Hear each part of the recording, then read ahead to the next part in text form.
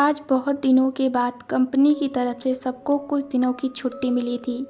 आकाश और उसके साथियों ने उदयपुर जाने की योजना बनाई। सब जाने के लिए बहुत उत्सुक थे। सुबह सब गांव की तरफ निकल पड़े। आकाश और उसके सभी दोस्त मज़े करते हुए जा रहे थे। गांव दूर होने के कारण जाते जाते रात हो गई थी। कुछ देर बाद उन्हें हाईवे पर एक ढाबा दिखा।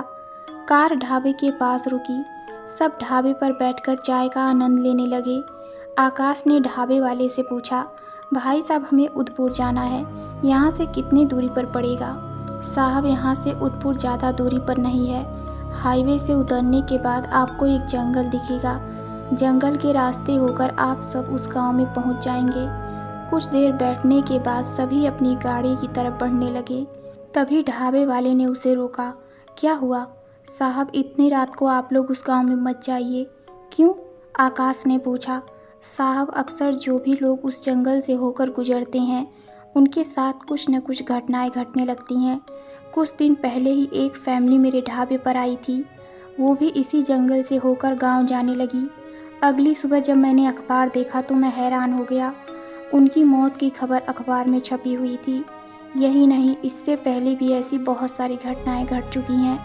आकाश और उसके दोस्तों ने उसकी बातों पर ध्यान नहीं दिया और गांव की तरफ निकल पड़े। उन्हें एक घने जंगल से होकर गुजरना पड़ा। अंधेरी रात, दूर दूर तक कोई इंसान का नामो निशान तक नहीं था। अचानक राहुल ने गाड़ी रोक दी। आकाश, क्या हुआ राहुल, तुमने गाड़ी क्यों रोक दी? राहुल घबराते हुए बोला, तुम्हें कुछ सुनाई दे रहा है? आकाश और बाकी सभी दोस्तों ने उस आवाज़ को ध्यान से सुनने की कोशिश करने लगे। उन्हें ज़ोर ज़ोर से हंसने की आवाज़ सुनाई दी। आकाश बोला, अरे ये ज़ोर ज़ोर से कौन हंस रहा है, वो भी इतनी रात को? तभी रमेश ने इशारा करते हुए कहा कि वहाँ कोई है। सभी यह देखकर डर गए। अब उन्हें उस ढाबे वाले की बात याद आने लगी। कोई भी उसकी तरफ ध्यान मत देना और अपना सर नीचे की तरफ झुका लेना, महेश ने कहा। सब ने अपनी सर नीचे झुका ली, किंतु राजेश उसे देख ही रहा था।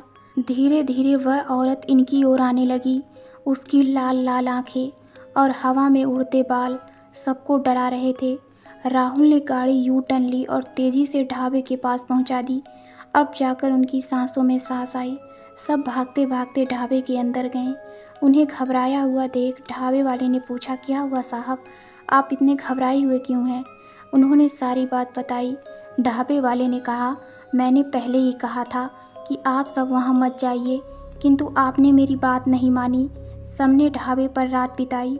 सुबह होते ही वह सब शहर चले गए। गांव की तरफ तो देखा भी नहीं। तो दोस्तों, आपको ये कहानी कैसी लगी हमें कमेंट में ज़रूर बताइए। तो मिलते हैं एक नई डरावनी कहानी में। धन्यवाद।